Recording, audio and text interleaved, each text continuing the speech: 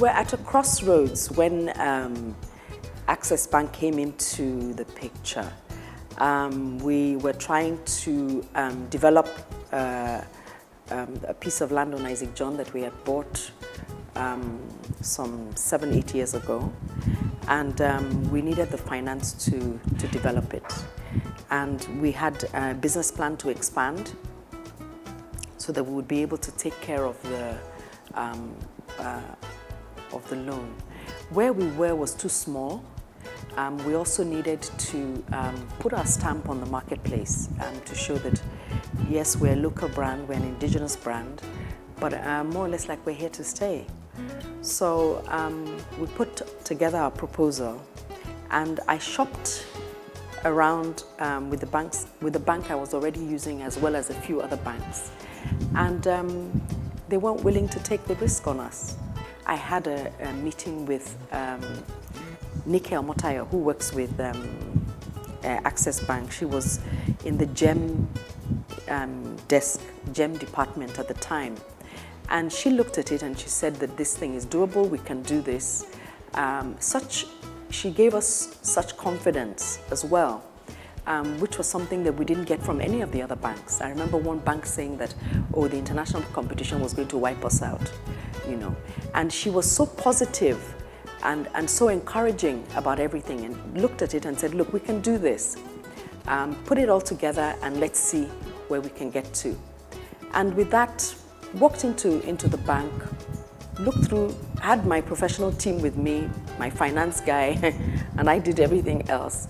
And we ran through all the figures, and they said, we'll support you. And you know, I had to say that again. You know, when you've had so many doors close, and this is a triple, quadruple sized door that just goes plum, opens out wide like that. It's like, you know what? We're in business. And that's how they came on board. And they have supported us tremendously in a way that has been beyond my expectation, I must be honest. Maybe also because I've worked with other banks, and I know some of the things that happen with other banks. They say they support women, and you know, I always just think they all say this, but how far are they willing to go?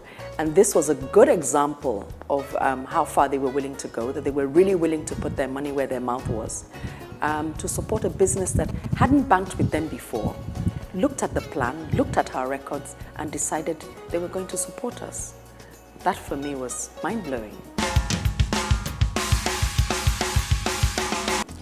When you are trying to raise 300 million naira for a project, and you're selling children's clothes in Nigeria, people are going to look at you and say, you've got to be out of your mind to be wanting to raise 300 million naira. What are you doing? Children's clothes? But Access Bank didn't look at it that way. They looked at it, they saw a business that had potential, and they backed it. You see, so that blew my mind.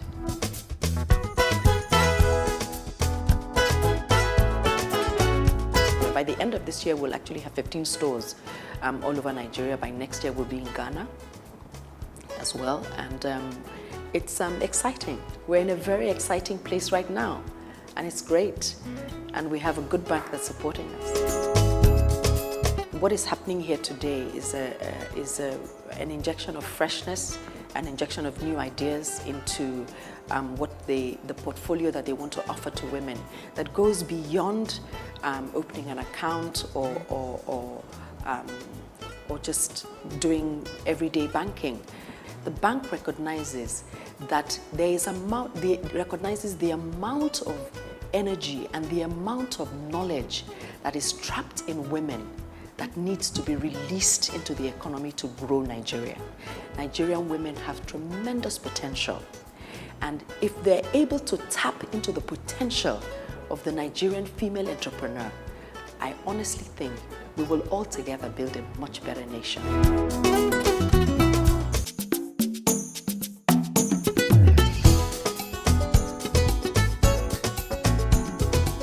We founded IO in 1987, basically as a response to the need to provide interior design services that meet international standards. That went on for some years, and then in 1992 discovered that there was a niche where custom-made, good quality, luxurious furniture items were required. In 2007, we decided to restructure by involving the expertise of an international furniture company from Italy to come into Nigeria, set up our production process, introducing cutting edge and a conveyor belt production process to actually meet our clients' requirements and to meet international standards. So I came up with a business plan and took it to Access Bank. They took one look at the plan through my accounts officer at the time, and they were not really interested in it. But she was very, very persistent. And at the end of the day, Herbert Wigwe decided he had to meet me. So he came to the factory, spoke to me, asked me a few leading questions, recognized that we were serious. I was very, very passionate and believed completely in what I was doing. He bought into it. And as soon as he walked away from the meeting, turned to my accounts officer and said, give her the loan. Access Bank has been very, very supportive in various ways, but there are three distinct areas that comes to mind in terms of their support. The fact that they have actually established a well-run and organized gender desk specifically for women and targeted at women. Apart from because sometimes it's not just the money, the availability of funds that's important. They also offer that technical support. I remember when they gave us the funding and we said to them that marketing was a challenge. They identified a marketing company in America and put them in touch with us, and they came to Nigeria and helped us with our marketing strategy. So they also offer the technical support, which is important. Thirdly, and most importantly, they help your business grow. How do they do so? By patronizing us, patronizing the various businesses. I know that Access Bank has actually added and increased our turnover because they are our clients. So that is a wonderful form of encouragement in establishing that sort of relationship and achieving a win-win situation.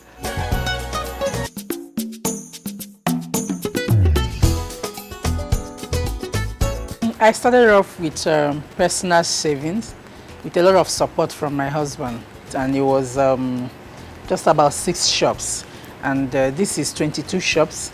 The new one is opening soon. I couldn't have done it with Access Bank, so yeah, for the expansion, for what you are seeing, yeah, it all happened with the support of Access Bank.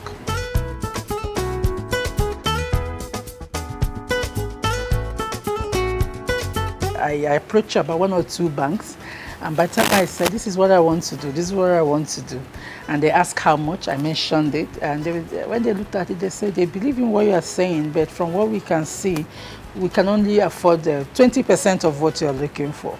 And I was told that by not one, but the second bank said that again, and I was like, oh my God, I went home, I told my husband, I said, this seems like impossible, maybe I'm not going to do this, but I don't want to do anything less. While I was looking for other banks, here is Access Bank looking for me.